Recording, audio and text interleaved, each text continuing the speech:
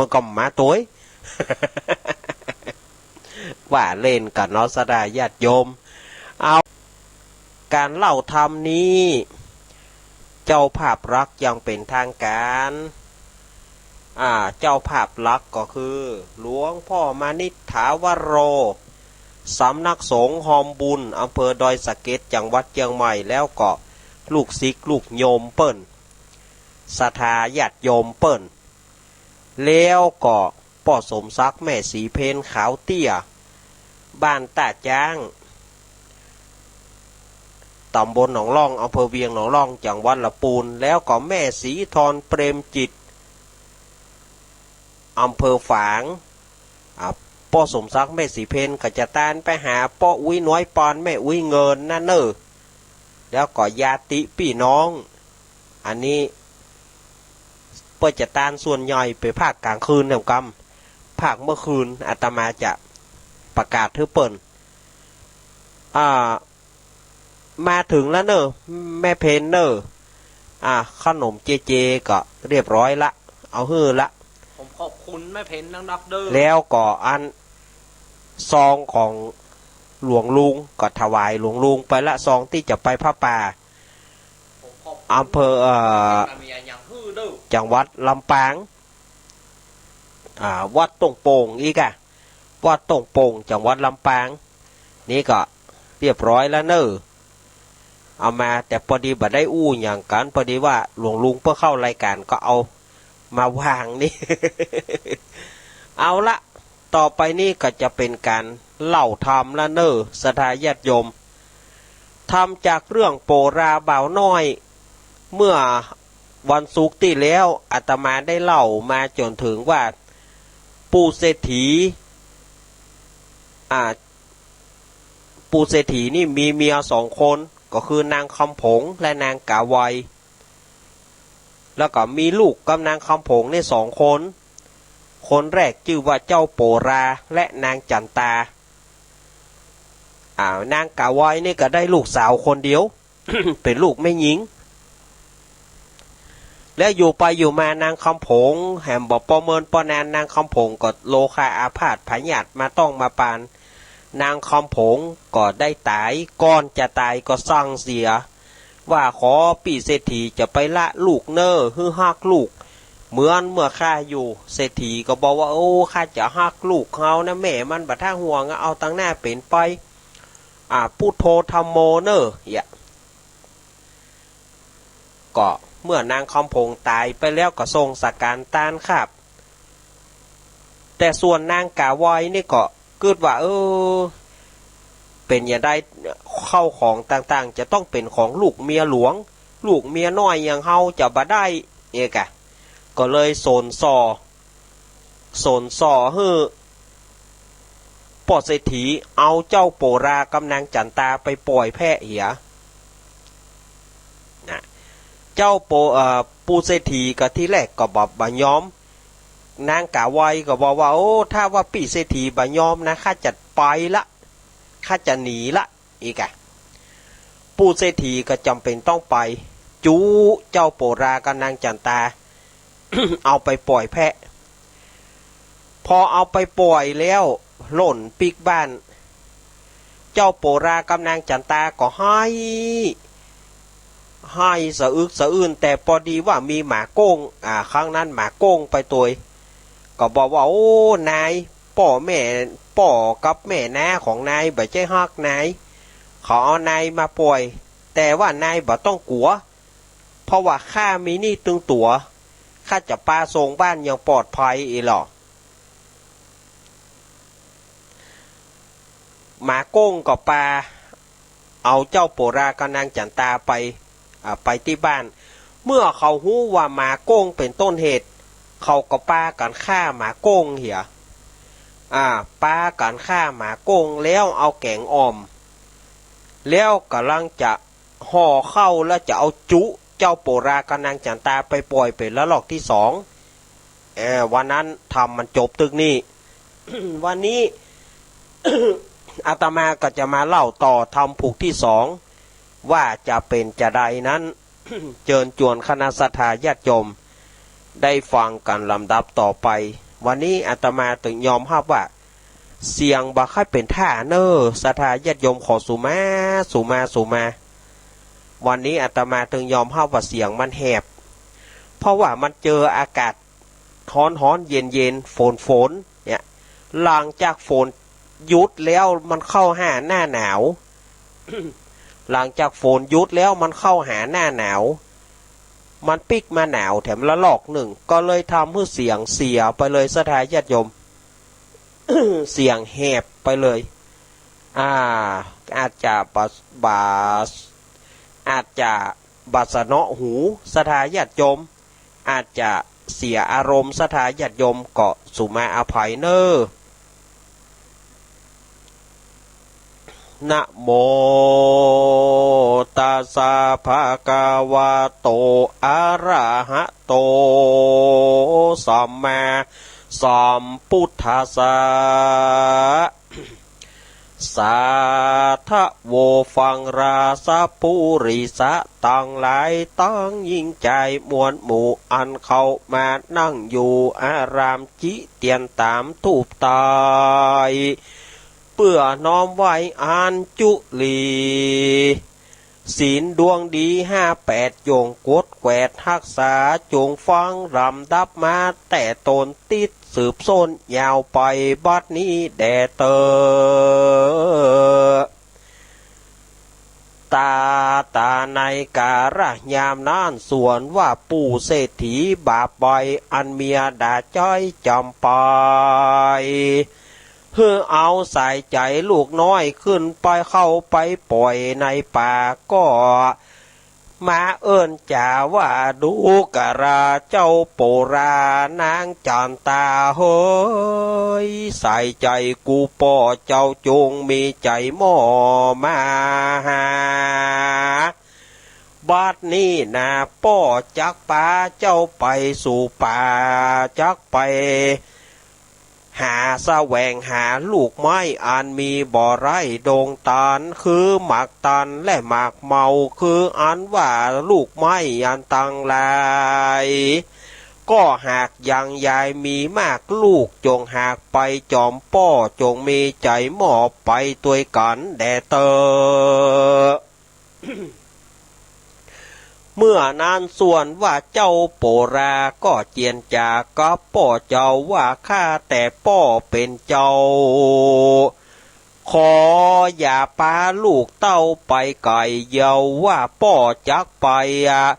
เยาว่าป่อจักปาข้าไปแล้วก็ป่อก็ปิกมาโดยบ่ฮักบ่แปลงลูกเต่าก็เอาลูกเต่าไปปล่อยดังเดิมอ่อนขอ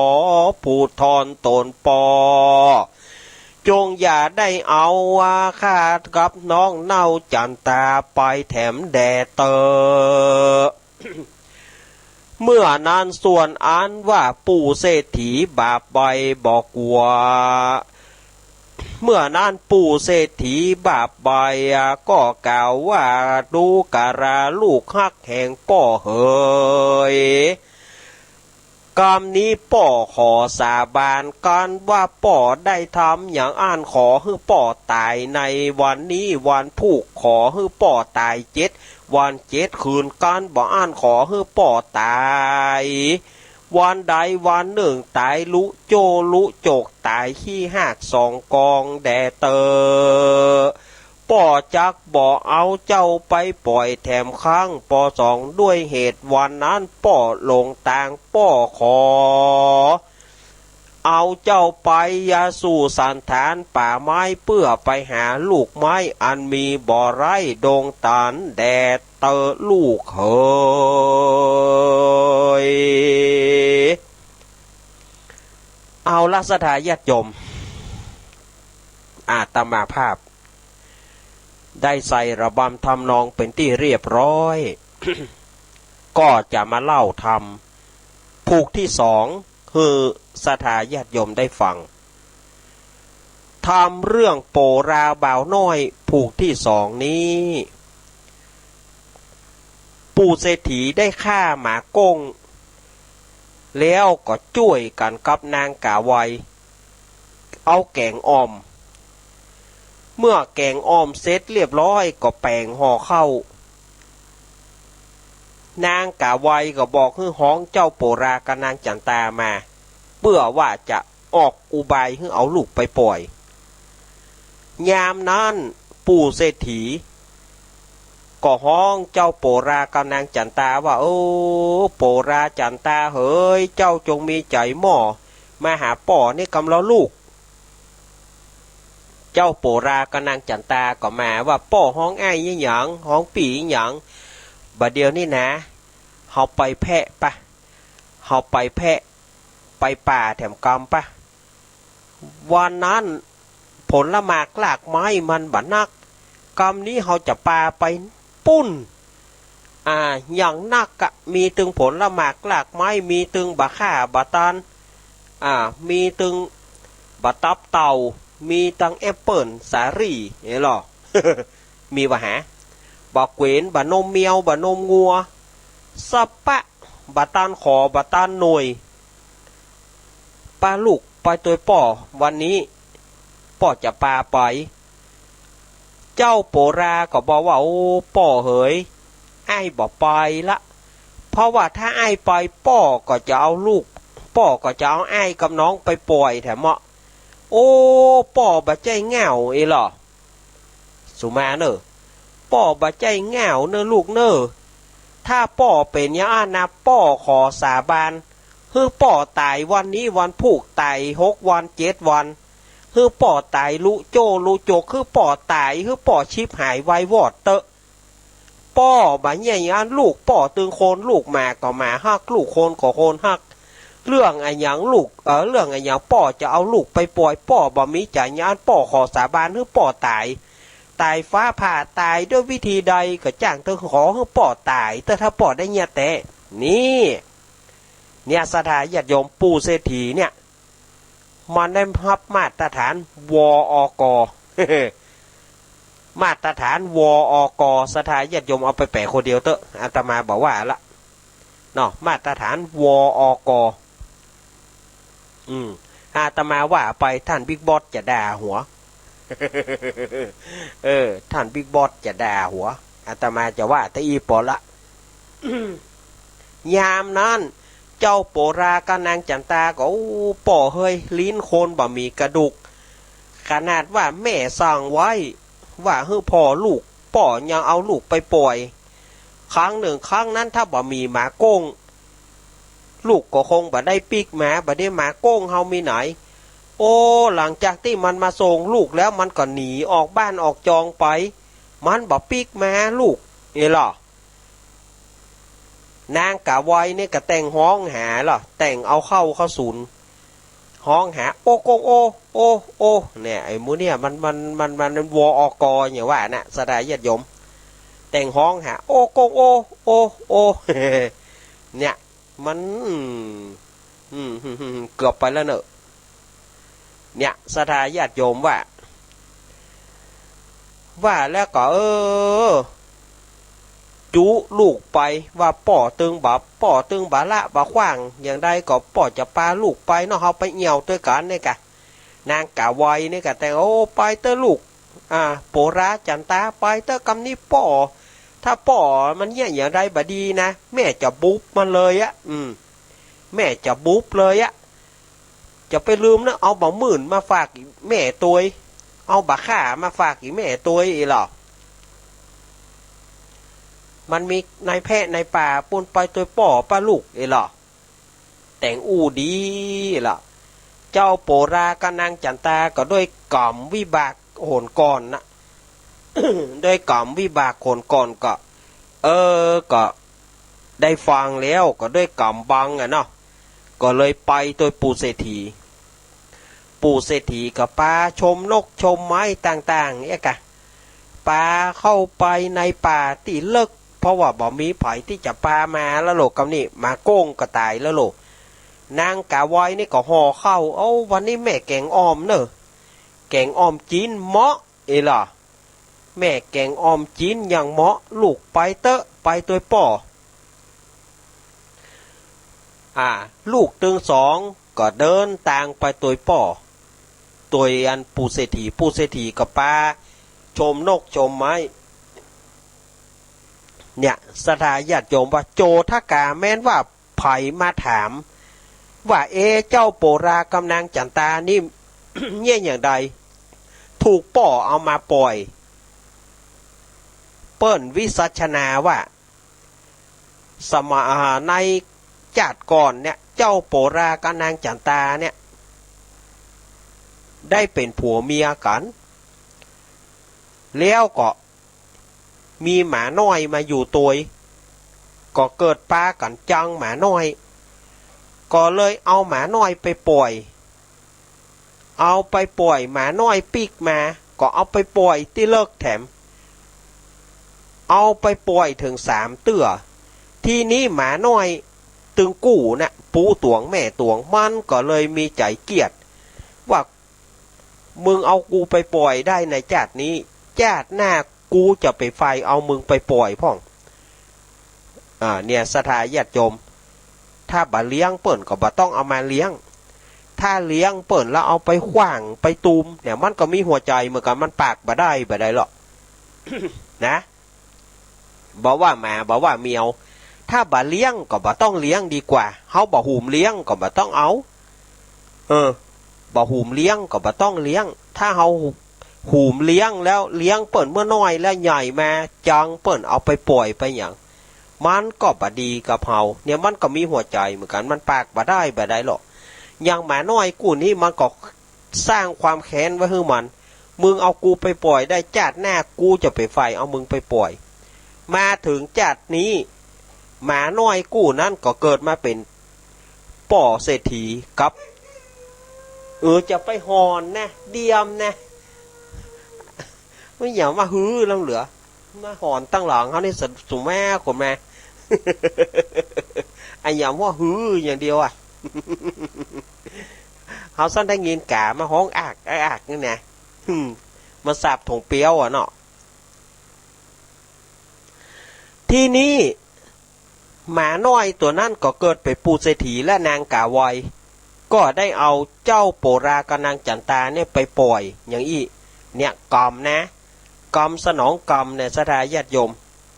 กรรมสนองกรรมเต๊ะ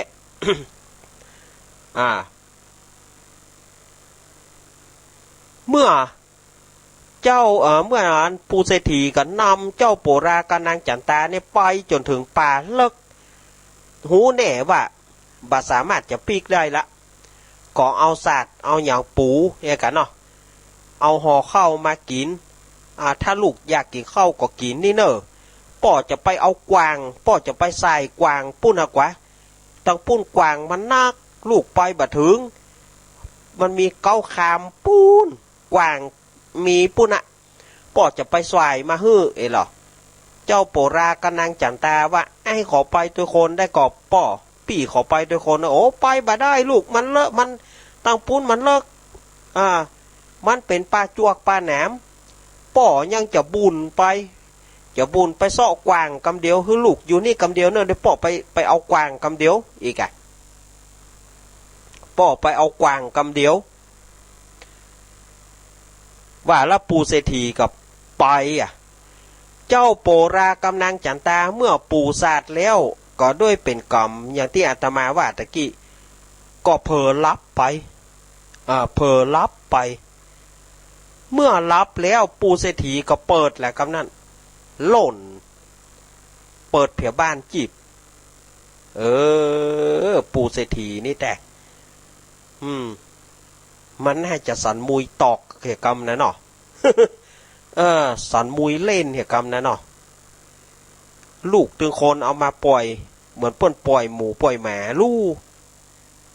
เอาหมาน้อยไปปล่อย เนี่ยบดีนะทีนี้ปรากฏว่ามืดค่ำแล้วพอมืดเวลามืดค่ำแล้วเจ้าโปรากับนางจันตาตื่นมากามนั้นก็มาเสาะหาป่อละกันนะป่อเฮ้ยป่อเฮ้ยป่อเฮ้ยป่อมีไหนป่อละไอแถมแล้วป่อละปี่แถมแล้วเจ้าโปรากำนางจันตานี่ก็ให้สะอึกสะอื้นเพื่อซ้อหาป่อ เจ้าโปราก็จันตาเฮ้ยมันเป็นกรรมมาอย่างของเฮากรรมบาสวะกรรมบาวางป่อบ่ได้ฮักเฮาอันนี้ป่อจุเฮามาปล่อยแถมแล้วเป็นกรรมมาอย่างหาเจ้าโปราก็นางจันตาก็ไหวเทวบุตรเทวดาขอให้ป่อมาฮับกรรมสองกุมารให้สะอึกสะอื้นแล้วก็รับไปแล้วก็รับไปลวดรับไปในขณะนั้นก็มีเสือตัวหนึ่งเสือตัวนี้ก็มากราบเอานางจันตาไปกินเจ้าโปลาก็รับเสือก็มากราบเอานางจันตาไปกินเมื่อเจ้าโปราตื่นมาเสาะหานางจันตาบ่ปะ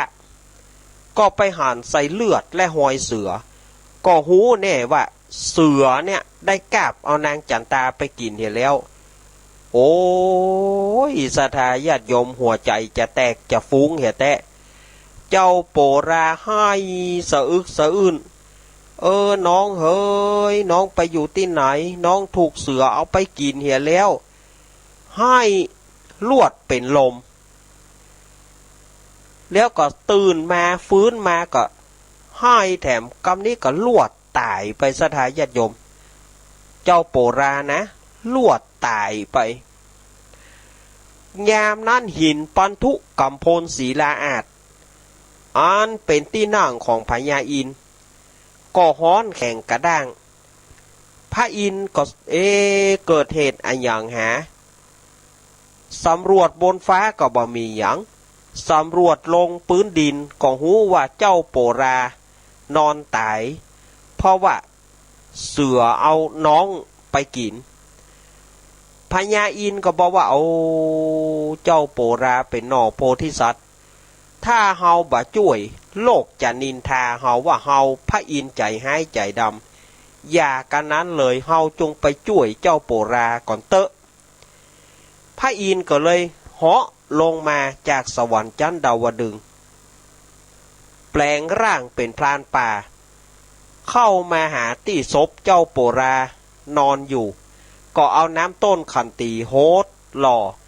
เจ้าโปราฟื้นคืนมาก็ไปหันใส่กระถามว่าลุงลูกที่ไหนมาลุงเป็นไผลูกไหนมาลุงมาหันใส่ข้าได้อย่างไรยามนั้นพระอินทร์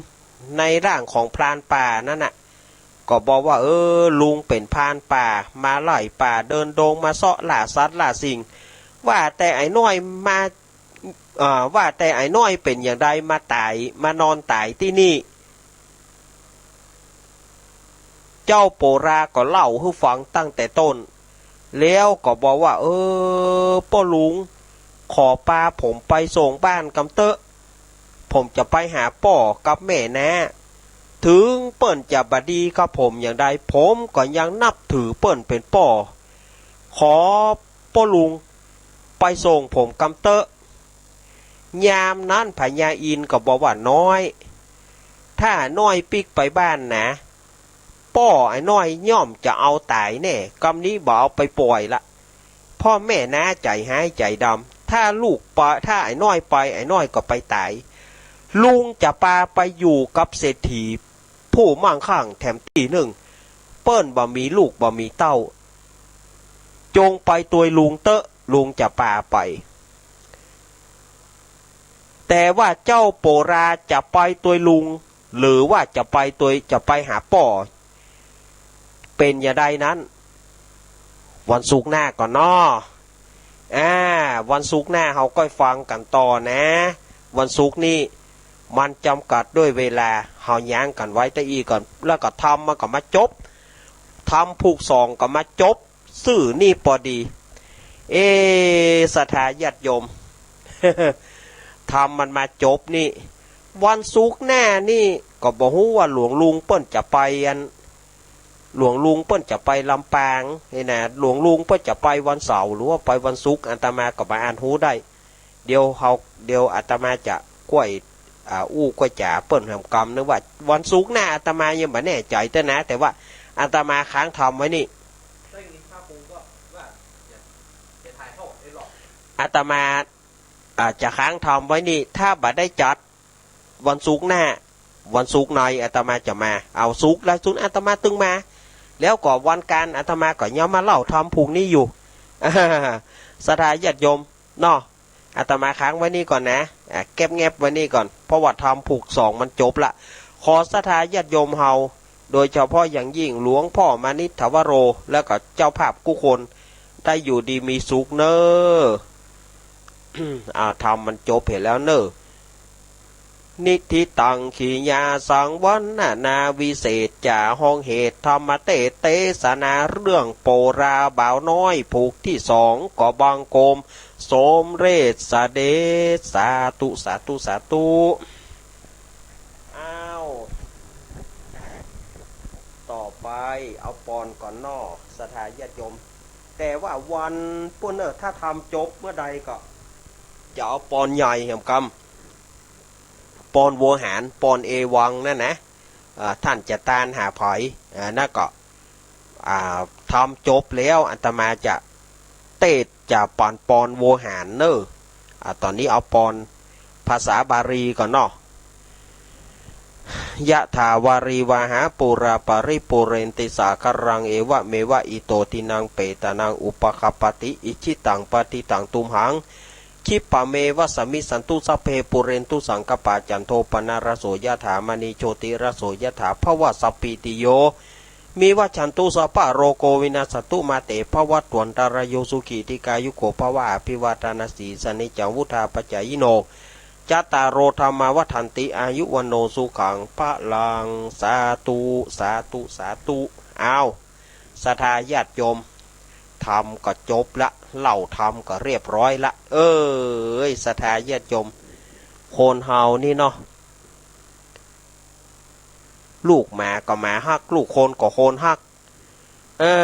เอาลูกเอาโคนไปปล่อยเหมือนหมูเหมือนหมาประเด็นนี้4:30แล้วครับได้อย่างขึ้นไหมศรัทธาญาติโยม4 โมงเกิง4 โมงเกิงนี่อาตมาก็จะเปิดสายแล้วกะเปิดสายน้อยศรัทธาญาติโยมก็เดือด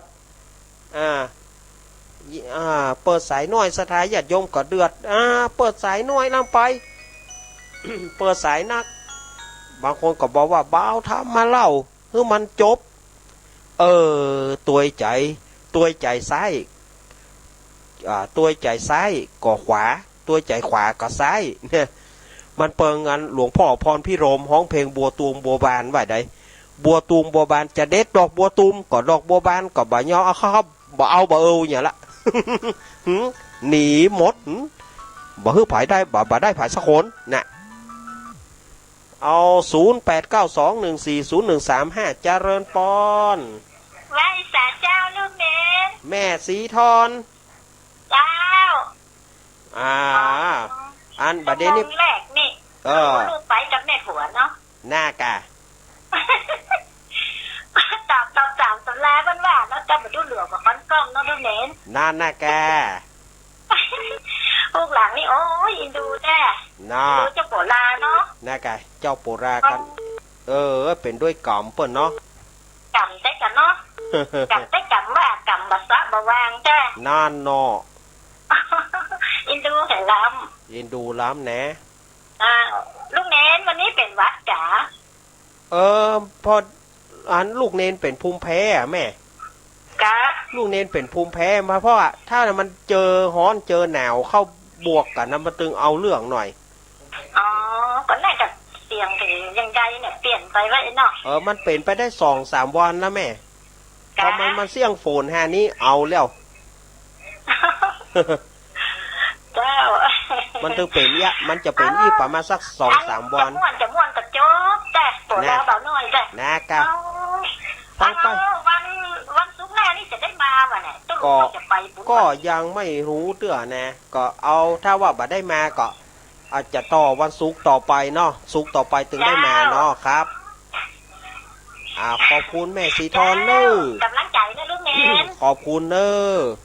เจ้าสาธุเจ้าแม่สีทอนเปรมจิตนี่เปิ่นตาลไปหาพ่ออุ้ยขาแม่อุ้ยแข่งไปเช็คอะ ป้าอุ้ยขาบุญมาแล้วก็ป้าสีทนป้าสีทนเปรมจิตเจริญปอนเจ้านมัสการเจ้ามาเลี้ยวโยมปี่พี่สมัยมาเลี้ยวเจ้าวันนี้บอกให้สบายอีกแต่เจ้าได้ยินว่าแต่เจ้าแม่นแล้วเจ้านั่นนะยังก็ยังแหบเลยแหบนั่นนะว่าสบายตั้งแต่วันอังคารขอบคุณพี่สมัยเพิ่งหายเอาบุยแล้วครับผมเมินก่อนน่ะน่ากะเลยแล้ววันนั้นมันซ้ำฝนตกเลยเนาะน่ามันเจอฝนหาเนี่ยโอ้เจอฝนหานี่เอาเรื่องเลยหรอเอาเรื่องแต่อย่างวันผูกก็ซ้ำบ้านก็ซ้ำฟ้อนผีมดเลยนะเปิดฟ้อนผีมดเนาะ5 ปีฟ้อนตัวหนึ่ง5 ปีเปิ้นฟ้อนจ้าฟ้อนโอ้เสียดายแต่เสียดายเสียดายมีเวลาแต่จะไปเอี่ยวหาเปิ้นกำลังโอ้มันม่วนแน่นะฟ้อนแน่อยากจะไปฟ้อนกับเปิ้นก็ประเพณีแบบนี้นี่บอกว่าเชียงใหม่จะมีก่อที่ไหนมีก่อนเนาะเปิ้นส่วนมากตั้งเพศเปิ้นจะเดือนเข้าอนุรักษ์เอาไว้ครับอนุรักษ์เลยมาหลายร้อยปีละเนี่ยโอ้สิได้ครับเป็นกำลังใจโยมปี่เสมอเนอเจ้าก็พี่ก็เป็นกำลังใจให้เนนตัวเพราะว่าเสียดายวันนั้นบอกว่าเจอายุ33เนาะเจอายุนี่นะ30กว่าละ31ล่ะเจขอบคุณพี่สมัยนักเด้อครับวันเกิดเปิ้นวันเกิดเปิ้นเดือนเนี้ยเดือนเปีเกิดเจปีหยังปีม้า33วันนั้นนี่บ่ฮู้เนาะปีเตียนเจมาบ้านน่ะถ้าบ้านนี้เจเป็นเดือนนี้เดือนนี้กุมภาเนี่ยก็เจจำได้ก็ว่ามีคนที่ปิ้งย่างมาล่าคนน่ะที่ว่าจะเป็นนั่นเพื่อนเจน่ะกะหลานหลานโยมปี่เนาะครับน้องกวางเกิดปีม้าฮันแต่ว่าแกเกิดพุ่งเดือนมิถุนาก่อนโอ้มิถุนาเนาะมันจะลอยกันหน่อยมันกันปีม้าเหมือนกันปีม้าเหมือนกันมันจะลอยกันคนเมืองฮู้เนี่ยเขาจะฮู้จักกันตั้งวันนั้นล่ะเนาะเนาะอยู่ใกล้กันน้อยเดียวได้ครับเอาขอบคุณโยมปี่เนอะขอโยมวันนี้ขอปี่สมัยปี่สมัยนั้นหายวุยนะครับขอบคุณหายค่อยวุยนะครับขอบคุณเนอะโยมปี่พี่สมัยมาละเจริญปอนจะไปฝากเจ้าแทนจันนิลักษ์จากตั้งได้ป่าบงเวียงฝางเจ้าแม่พรเนาะป่าบงเวียงฝางแม่หมอนดีเนาะท่านอาจารย์เนาะกะอันฝังเกลือแล้วเด้อท่านอาจารย์ฝังแล้วเนาะเจ้าละเจ้าแล้วเนาะอีกะอีแสดงว่าเปิ้นเป็นคนฟังแต่บอกเปิ้นตัวเนาะแยกกันสืบกันไปสืบกันไปโอมไว้หายใครไว้อยู่เจ้าฟังอยู่ม่วนดีเนาะครับนี่ก็ม่วนว่าม่วนดีที่กันเรื่องจากที่เป็ดตะกี้เจ้าโปราบ่าวน้อยนี่นะแม่เจ้าคุณแม่เห็นเนาะผูกแน่แถมต่อนะเจ้าก็มาต่อถ้าว่าบัดติดอย่างก็มาต่อฮือเนาะครับขอบคุณแม่พรเนอร์แม่พรป่าบงเวียงฝาง0892140135 0892140135 เจริญปอน เจ้านมัสการเจ้าเนรลักษณ์ อันนี้จากตังใด อันนี้จากสันกำแพงเจ้า สันกำแพง เจ้าฟังเกลือแล้วเนอะ ฟังแล้วเนาะ เจ้าฝั่งงงายแล้วเราบอกฮือตำใกล้ตำนี้แล้วก็ลูกหลานฝั่งตัวแล้วเจ้า อ่านโอ้อีกะแม่รายงานตัวหน่อยแม่ชื่อหยัง ชื่อไม่เดือนสายเจ้า แม่เดือนฉาย เจ้า แม่เดือน เนี่ ฉาย ย ถ้าโปรลาเอาน้อยแม่ใครฟังกันน่ะเนี่ย ยัง อย่างก็ ไอ้ยัง สี่หูห้าตาน่ะ สี่หูห้าตา เจ้า ได้เลย ถ้าจบนี่เทศกำเนิด จบแล้วจะมาเล่าให้ฟังเนาะ เจ้า แมงสี่หูห้าตานี่นะ เจ้า มันเป็นอันยังไงเนาะ เจ้า ได้เลย เจ้ามาสกัดเจ้า ขอบคุณโอ้เนี่ยเปิ้นฟังเกลือ เนี่ยถ้าอาตมาบ่มากระตุ้นนี่นะบ่มีไผเนี่ยนี่อาตมาก็เลยมากระตุ้นแม่สุมาเนอะแม่เดือนฉายวางสายให้อาตมากำเจ้าสุมาเตอะขอเมตตาการุณามุทิตาอุเบกขาวางสายให้อาตมากำสายอื่นเปิ้นจะเข้าแล้วมันเข้าบ่ได้เจริญปอน ไม่ใช่เจ้าเมนเจ้า จากตังใดแม่อยู่ในเมืองอยู่ล่องอ้อเนี่ยแม่ชื่อแม่หยังเจ้าร ายงานตัวหน่อยแม่สีพันแม่สีพันตะกี้แม่พันบ่ได้อันนี้แม่สีพันร้องอ้ออีเนาะเจ้าสันผีเสื้อน่ะลูกสันผีเสื้อโอ้น้ำตาปลาไหลน้ำตาปัญญาเด้อฮั่นดูเนาะอินดูวันเต้กับน้ำตาไหลได้อินดูก็อินดูจ้ะเมื่อใดจะถึงวันทุกข์อ่ะน่ากะถ้าฟังเรื่อยๆเนอะเขาได้มาเต้ครับถ้าฟังเรื่อยๆเนอะแม่สีพันร้องอ้อสันผีเสื้ออำเภอเมืองเชียงใหม่ครับขอบไปเข้าเจทุกสิ่งทุกอย่างนะจ๊ะสาธุเนอะครับยายพรไหนยายพรมาเตื้อยายพรเดี๋ยวเนอะแม่สุมาเนอะแม่สีพรวางสายฮือกามสุมาเตอะเอาสุมาเตอะเอารู้ละรู้เอาโทรมาใหม่เนอะ089-214-0135ยายพรป่าเสาเนอะยายแม่พรป่าเสาเนอะโทรมาแม่พรก็ได้ยายพรแต่ต้วยมาละเจริญปอนนมัสการเจ้าจากตังใดแม่พันนิพาเมืองฝางเจ้าแม่พันนิพาเมืองฝางนี่เนาะเจ้าตำบลเวียงนะคะอาจารย์ฟาร์มอยู่ที่วัดพระบาทอุดมเจ้าวัดพระบาทอุดมน้ำบ่อสาวแหวเจ้าแม่อยู่ใกล้ๆเนี่ยครับใกล้ๆนี่เนาะเจ้าแม่ฟังทุกวันนะลูกเมื่อใดก็พลาดแถมกรรมนี้อย่างไรตึงบ่พลาดแถมกรรมนี้จะไปจนได้ซองเตื้อละถ้าเพิ่นเนาะธรรมะสัญจรอาจารย์เพิ่นมากับนิมนต์มาตัวนะเจ้าเมื่อน่ากะเมื่อแล้วนี่ก็ไปติดปีนั่นก็ไปติดอันงานตาล100 วันแถมกรรมหนึ่งมาเป็นงูสวัสดิ์ไปบ่ได้อุ้ยกรรมนี้กันเนอะมันน่าก็ตากันครับขอบคุณนะแม่เนอะนมัสการนะเจ้าครับยังบ่ได้ไปกำเตื้อนะวัดน้ำบ่อสาวานี่การเจปดไปหลายเตื้อละสถานญาติโยมโทรเข้ามา089-214-0135โทรเข้ามาสถานญาติโยม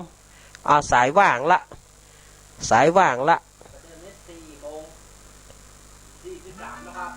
ก็ยังเหลือแหมนักอยู่ลูกเหลือแหม18 นาทีอยู่ลูก17 นาทีอยู่ยายพรมีไหนยายพรน่ะเจริญปอนสาเจ้าลุงเล่นครับว่าจะได้วันนี้แล้วเหลียวใจปูนเป็น2-3 เตือแล้ว แม่จอนแม่จอน มันเลี้ยงใจบูนอย่า ว้าวเจ๊มาเป็นกู้พระกู้นางเนี่ยละ หน้ากะ มันเลี้ยงใจบูนสวัสดีมันเลี้ยงใจบูนเด้อ สวัสดีเจ๊เด้อ ครับ ขอบคุณ ว่าจะได้แม่จอนวันนี้ ขอบคุณแม่จ๋า โอ้โหต่อมือใดมาก็ลงเมนหน่อยนี่รถอะ นากะ มีมาต่อมือดึกน้ำบันแล้วเนาะ มันมีตั้งแต่ดึกดำบรรพ์แล้วเหรอ เป็นเศรษฐีได้แต่ลูก2 คนกับเร่งอ่ะปล่อยติดเนี่ยจัง หน้ากะเอาเปิ่นไปปล่อยอ่ะอย่างที่เปิ่นบัดใจผู้ใจโคนได้ลูกกับตอกลูกกับตับกับตองเนาะแม่เนาะ ลูกไม่ลงได้แต่ยังใจใส่นี่เนาะ หน้ากะก็บอกฮู้จะว่าจะได้อ่ะ อันแม่ไปแม่ไปว่าลูกไปก็แม่โทรก็ก็อายุมาใส่บ้านได้ ไปกะเปิ่นไปแม่จานจะได้ไปป้ากันปุ้นเนาะ อะ ไปป้ากันวันติดเนาะบ้านลุงโดม แน่นอนลูกเองไปมาเนี่ย ว่าไปกะ ขอดีเจประ จ้าแม่ก็จะไป ขอเจไปส่งนี่ บอกหูตีแก ขอเจ เจ๊ ไปส่ เป็ ง นตาเลยเนาะ หน้ากะขอเจเป็นกาดเถอะ บอกหูตี ไปเจนนี่นะลูกเนส ครับขอบคุณแม่จานเนอเอาเม่งไปตัวเนอแม่จานเอาเม่งไปตัวเนอ แน่นอน เอาเม่งไปตัวเด้อได้อมเมียงพ่องแล้วครับไปอยู่กับมันง่อมอ่ะ เอากระแก่ไปคือในล็อกเด้อ ขอบคุณแม่จานเด้อครับครับแม่จานเนี่ยกัดแม่จานนี่ดั้งเดิมจริงๆอ่ะ มันเลี้ยงใจบูนอย่า แม่เลี้ยงใจบุญเฮานี่นะดั้งเดิมว่าจะไปขอเพลงบอกว่าจะเป็นรายการธรรมะเนี่ยแม่จานนี่สุดยอดแต่ๆล่ะเจริญปอน จากมัสกัดเจ้า จากตังใด จากเมืองฝางเจ้า เมืองฝางบ้าน มัน ห บ่ ยัง น้ำฝางเจ้า โอ้บ่อน้ำมัน เจ้า โอ้เมื่อเหลือนี้ไปมันไปเป็นวันติดเปิ่นปิดบ่เปิ่นบ่ให้เข้าเอาว่าจะได้โยม เจ้า ว่าจะได้หา วันนี้เพิ่นฟังเสียงแล้วเจ้า วันนี้เพื่อฟังเกลือนะ แม่ลืมมันลืมกระทายังกระโบ อ้าว จำได้จ้าอย่างหลัก3 กรัมนั่นนะ ก็อีสวาสุนั่นนะกะ จ้ะ แล้วกระทากำกับอย่างนั้นต้องหลังก็จำมาได้ก็ ไปฟังเฮียเนอไปเงี้ยเฮียเนอ บอกชื่อเพิ่นเห็นอ่ะ กระเดียวกันเนอแม่กระเดียวจะบอกทางวิทยุช่วงสุดท้ายเฮ้อเนอ เจ้าเจ้า ครับเดี๋ยวจะบอกเพิ่มกำเนอเจ้าตานอยู่มันบัดถึง6 โมงเด้อบัดถึง6 โมงเด้ออ้าว089 2140135ลุหมดกระทายแยกยมผม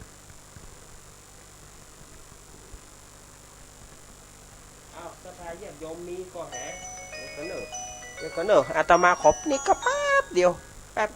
เพราะว่าโทรศัพท์มีปัญหามันแบบจะมันมีปัญหาอย่ามันโยนเดี๋ยวเนอะสถายญาติโยมก็เดี๋ยวอาตมาจะนี่คือแหมกา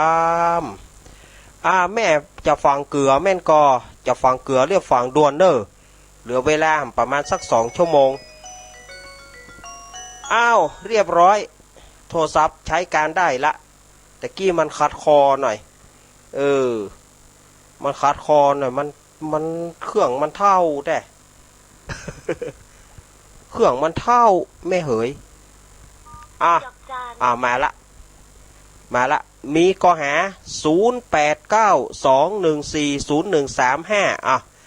ฮะ ไปว่าเข้าคนเนอะบอกว่าเจ้าของมันบอกคือจอยนะ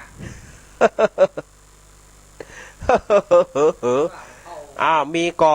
มีโทรเข้ามาเลยแต่กี้มันขาดคอหน่อยตอนนี้ได้ละไปตอนนี้สายว่างละถ้าจะโทรเข้ามาเลย0892140135 0135มีก็หารอบนี้บะหมี่มีกับบะหมี่ตะกี้หลวงพ่อนิพนธ์โทรมา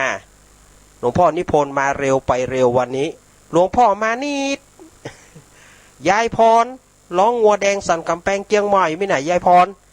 แล้วก็แม่พรป่าเศร้าเนอะพอเปิดอย่าตัวกันมาแล้วแม่พรป่าเศร้าก็ยายพรนี่นะเปิดอย่าตัวกันมายายพรวันนั้นบอกวันนั้นโทรเข้าหาหลวงลุงว่าบัตานนี่ยายพรโทรมายายพรร้องงัวแดงสันกำแพงเจียงใหม่ไม่ไหนยายพรโอ้ละเนอยายพรน่ะโอ้ละเนอยายพร0892140135ช่วงที่อาตมารอสายนี่อาตมาก็จะอู้ให้แม่เปิ้นว่าจะฟังเกลือเปิ้นได้ฟังเกลือเตื้อแม่ไปทำเนอแม่ก็หันเนี่ย เฮาว่าแล้วเจริญปอนไหว้สาจากตังใดไหว้สาจากตังใดไหว้สาจำมาได้ก็แล้วไปอุ้ยอ้วนเลี้ยวใจแท้อุ้ยอ้วนนี่นะก็ฟังเสียแล้วล่ะฟังแล้วเนาะเจ้าเดี๋ยวอีกะฟังเมื่อเช้าแล้วโอ้ฟังเมื่อเช้าแล้วเจ้านั่นนะอีสาสุอีสาสุอีสาสุนั่นนะเจ้าถูกต้องเจ้าครับก็หลวงยัดขวางคือกะเจ้าเราก็ขวางคือเนาะคนหูใจเนาะอุ้ยอ้วนคนหูใจเนาะเจ้าคนหูใจ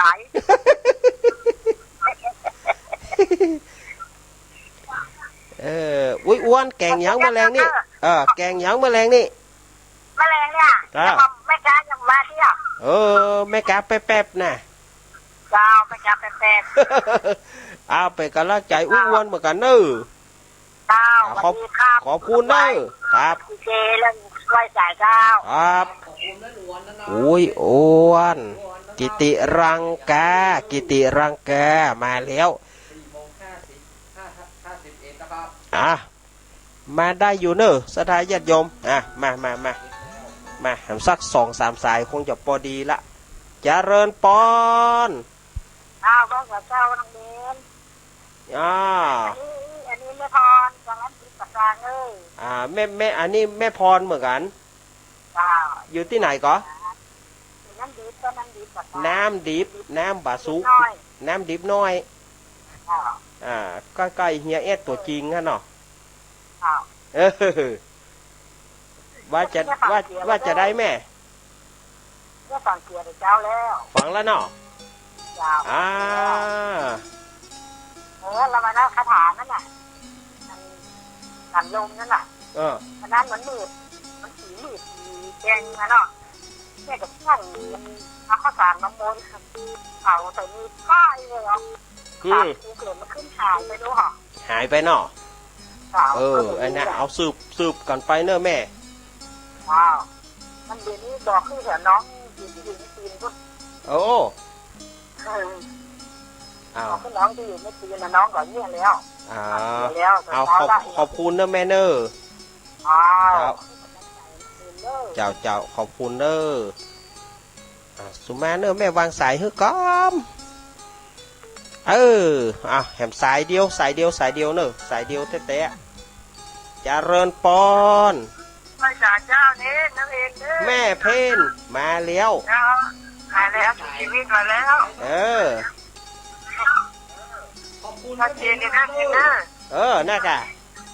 อยากน้ำเรียบร้อยแล้วเนี่ยเรียบร้อยเนาะครับหลังจากเจ็บเด้อครับขอบคุณแม่เพนนักขอบคุณแม่เพนนักดื้อครับขอบคุณแม่เพนนักแบบมีอย่างพื้นดื้อครับเอาละสถาญาติโยมอาตมาจะอันนี้พักสายเตะเนอะเพราะว่ามันหมดเวลาอยู่ใจยัง สถานโยมตะกี้นะที่ว่าโยมจะฟังเกลือก่ออย่าได้ก็ขอเวลาหน่อยเนาะโยมจะฟังเกลือต้านอยู่นะโยมก็ขุด4 แจงเนอะบัดเจ้าว่า4 แจงรอบเฮา4 แจงของมุมบ้านหรือว่า4 แจงของสวน4 แจงของมุมบ้านหรือว่า4 แจงของสวนเนี่ยโยมก็เอาเกลือมา4 ปุ่นแล้วก็ฟังแล้วก็เฮาขุดก่อนขุดบัดเจ้าว่าขุดอันอย่างนั่งนะขุดมองเอาเกลือจอมแล้วก็เอาดินเข้ากบห้ามบ่ได้หรอบัดเจ้าว่าสะพ่องก็โอ้ตีแม่มันฝังยากมันจะฝังยากกันอย่างเฮาเอาน้อยเดียวบ่ได้หรอมาเอาเกลือเข้าจอมแล้วก็ฝังห้ามบ่ได้แม่ก็ขุดทางที่ตะวันออกขุดวันออกแจงตะวันออกก่อนแล้วก็มาหาแจงใต้คือทิศตะวันออกแล้วก็ทิศใต้ทิศตะวันตกทิศเหนือแล้วก็เอาเกลือจอมลงไปก็บริกรรมว่าอีอีนั่นนะจะฟังได้ตึกวันนี้นะถ้าวันอื่นนี่เปิ้นบ่เหี้ยละเปิ้นบ่ฮื้อเหี้ยละตึกวันนี้เนอะทิศตะวันออกว่าอีทิศใต้ทิศตะวันออกว่าอีแล้วก็ฝังเกลือลงเอาดินเข้าฝังแล้วก็มาจอมทิศใต้ว่าสวาสวสวาน่ะแล้วก็มาจอมทิศตะวันตกคือว่าสุแล้วก็ฝังเกลือลงฝังเอาดินถมไปแล้วก็ทิศเหนือนั้นว่าลวดเดียวอิสวาสุแล้วก็ฝังแล้วก็แถมด้วยโอมพุทโธกันนะโอมธัมโมกันนะโอมสังโฆกันนะหรือว่าโอมพุทโธตะโอมธัมโมตะโอมสังโฆ